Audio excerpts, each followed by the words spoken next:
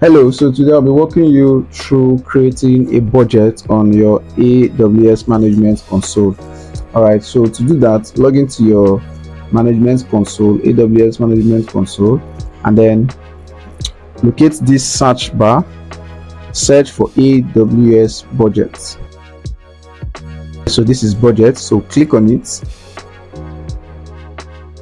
When it opens up, click on Create Budgets. Create Budgets. Then select zero spend budget. All right, zero spend budget, this is it. Click on zero spend budget. This is the budget name, so on the budget name you can use my budget. Then email recipient, you can use your email address or any email that the notification will be sent to. All right, so I can use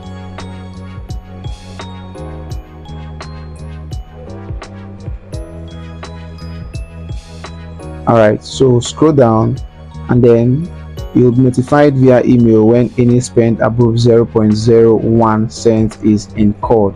Then click on create budgets. Alright, click on create budgets. So your budget, my budget, has been created successfully. So this is the budget we just created.